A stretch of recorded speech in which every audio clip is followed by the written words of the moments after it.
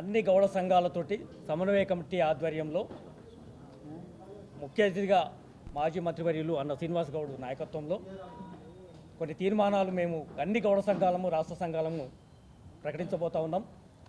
2 సంవత్సరాలు ఈ ప్రభుత్వం అధికారంలోకి వచ్చి ఈ 2 సంవత్సరాల కాలంలో ఒకనాడు ఎక్సైజ్ శాఖ మంత్రి గారు మా సమస్యలను పిలిచి మాట్లాడిన దాఖలు లేవు. వినతి పత్రం తీసుకోవడం కూడా జరగలేదు. మేము కల్లిగీత వృత్తి చేస్తూ ఉంటే కల్తీ పేరు మీద దాడులు చేస్తూ ఎన్ఫోర్స్మెంట్, ఈగళ్ళు, నార్కోటిక్ పోలీసు బృందాలను పెట్టి దాడులు చేసి కళ్ళు దుకాణాలు మూసివేసిన చరిత్ర ఈరోజు కొనసాగుతూ ఉన్నది. సర్వాయి పాపన్న విగ్రహాన్ని ట్యాంక్ మీద పెడతామని చెప్పేసి వారు చెప్పి ముఖ్యమంత్రి హోదాలోనే భూమి పూజ చేసిన ముఖ్యమంత్రి గారు సంవత్సరం గడిచినా కూడా కనీసం అక్కడ ఒక రాయి కూడా వేయలేని పరిస్థితి ఈరోజు కొనసాగుతున్నది.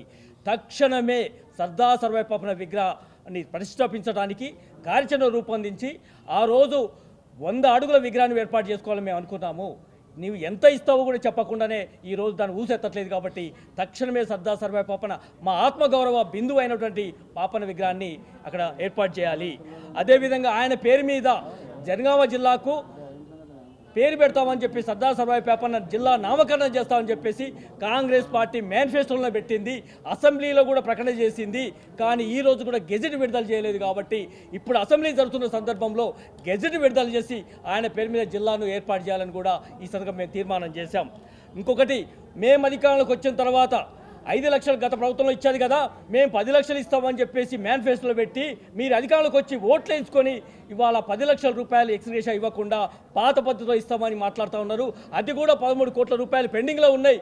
తక్షణమే మీరు వచ్చిన డిసెంబర్ 9, 2023 ప్రకారమే 10 లక్షల ఎక్స్గ్రేషియా గత పెండింగ్లో ఉన్న వాటితో పాటు కొత్తగా వారి అందరికీ కూడా 10 లక్షల పేరు మీద ఇవ్వాలని చెప్పి కూడా మేము ఈ సందర్భంగా తీర్మానం చేయడం జరిగింది.